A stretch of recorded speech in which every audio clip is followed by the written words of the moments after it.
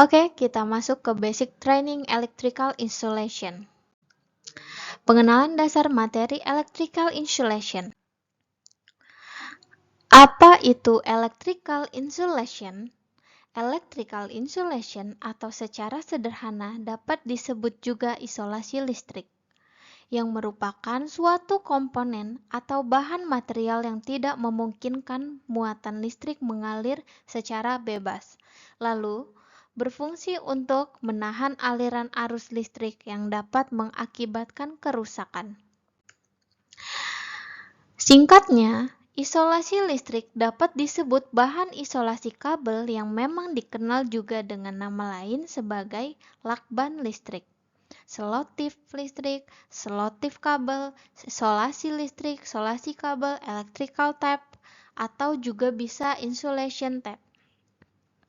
Tentunya, apapun itu pengertiannya, isolator listrik sangat berguna sekali dalam pemasangan instalasi listrik dan sering dipakai dalam penyambung kabel mulai dari jalur utama sekring hingga ke beban kelistrikan.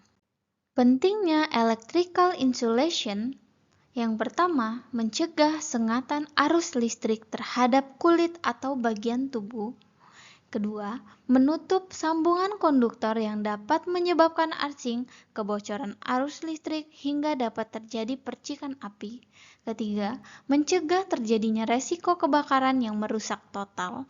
Yang keempat, isolasi listrik yang baik dapat menjaga stabilitas dan kinerja sistem listrik secara keseluruhan. Bahan insulation resistance. Hampir ada ratusan bahan isolasi yang digunakan dalam sektor tenaga listrik. Semua bahan tersebut secara umum dapat diklasifikasi ke dalam kategori yang berbeda.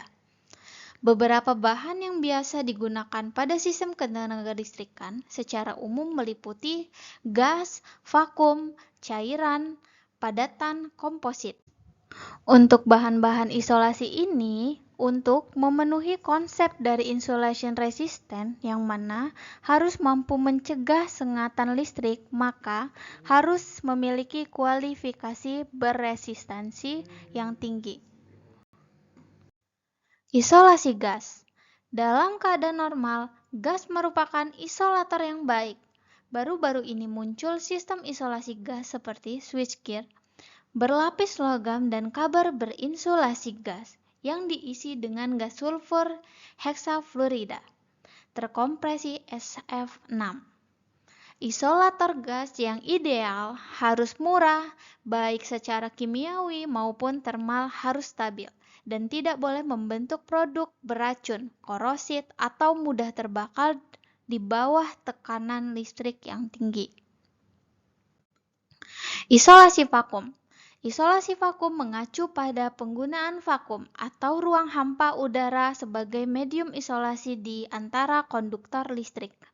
Dalam konteks isolasi listrik, vakum digunakan sebagai isolator karena kemampuannya yang sangat baik dalam menghambat aliran arus listrik. Isolasi cairan. Merujuk pada penggunaan cairan sebagai medium isolasi di antaranya komponen-komponen listrik atau elektronik. Beberapa contoh isolasi cairan termasuk oli isolasi, minyak transformator, dan bahan-bahan isolasi cairan khususnya yang digunakan dalam berbagai aplikasi. Isolasi padatan. Isolasi padatan ini mengacu pada penggunaan bahan padat sebagai medium isolasi di antara komponen-komponen listrik atau elektronik. Ada beberapa jenis bahan padat yang digunakan sebagai isolator dalam berbagai aplikasi.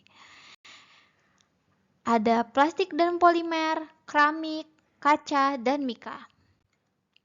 Isolasi komposit mengacu pada penggunaan kombinasi bahan isolasi yang berbeda untuk menciptakan lapisan isolasi yang lebih efektif. Isolasi ini melibatkan penggabungan dua atau lebih jenis bahan isolasi yang memiliki sifat-sifat yang berbeda agar dapat memberikan kinerja isolasi yang lebih baik daripada yang dapat dicapai dengan menggunakan bahan isolasi tunggal. Metode penggunaan kualitas bahan isolator.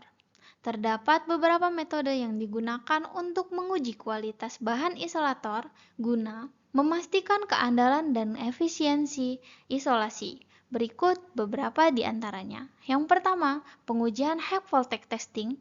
Yang kedua, pengujian resistansi isolasi. Yang ketiga, pengujian kebocoran arus. Yang keempat, pengujian kekuatan isolasi terhadap panas.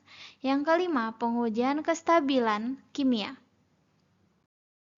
Lalu, bagaimana sih caranya pengujian kualitas bahan isolator yang umum dilakukan? Lanjut di part selanjutnya ya guys.